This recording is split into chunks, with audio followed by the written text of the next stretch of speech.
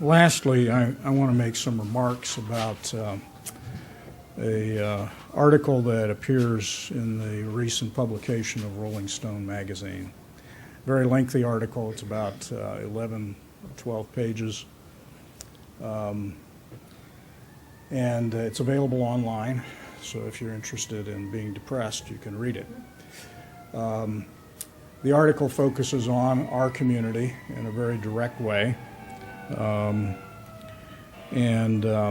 I guess my sense of this, and I responded to the reporter yesterday who asked me for my reaction, and I told her that I was very disappointed. It was my understanding that her focus was going to be on the Tea Party, and particularly on Mr. Jordan as a prototypical Tea Party politician. Instead, they made it a story about Lima and Allen County, and really wrote the story in a way that I think made it appear that we are desperate, impoverished, crime-ridden, and polluted. And I really believe that that's a false portrayal of our community in many, many ways.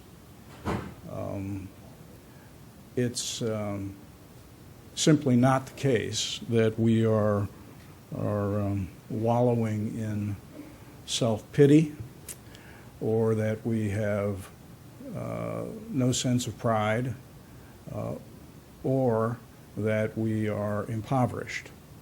We do have poor people. We do have some crime.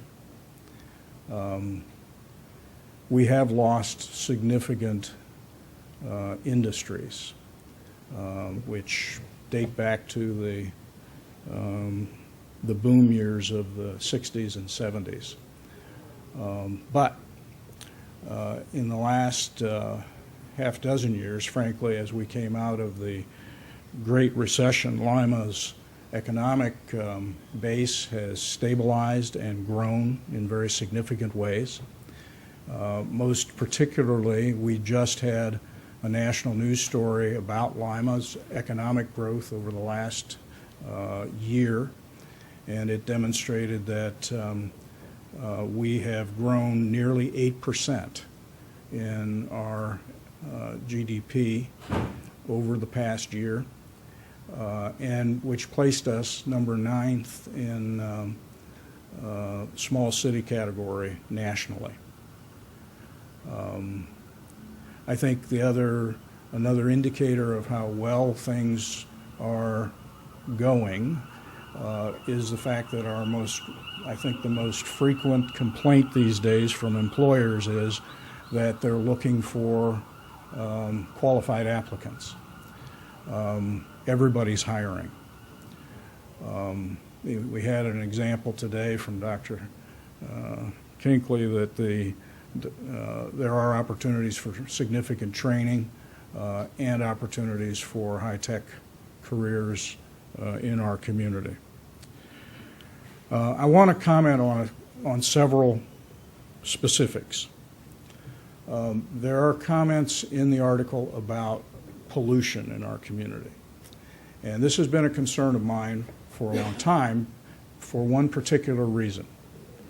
Lima, Allen County end up near the top of the state's SARA list, which is an acronym for the list of required reported emissions.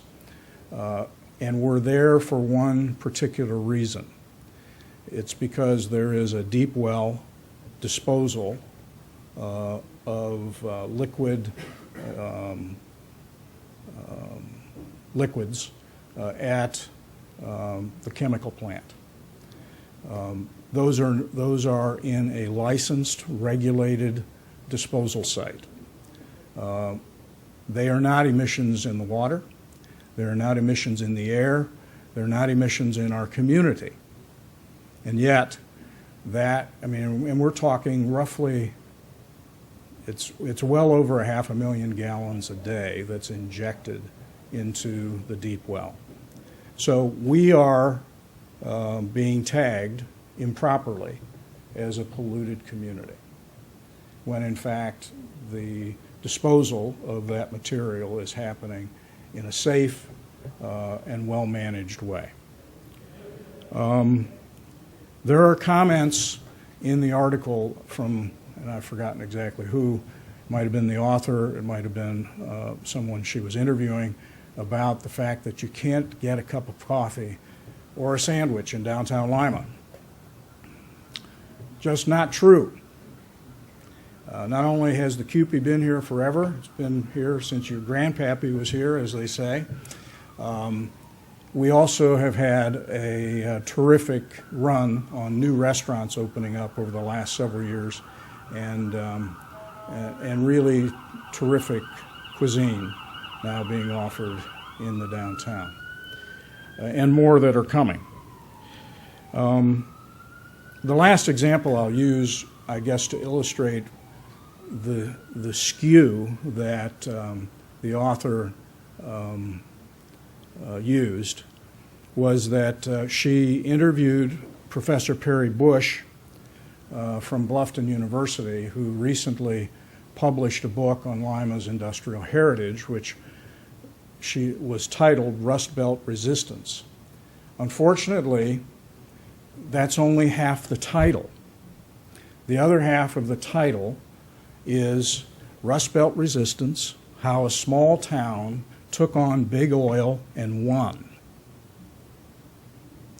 It's an incredibly important story for our community about how resilient we are, about how much pride we have in the work, the workforce, the businesses that we have here, and what we're willing to do to maintain that.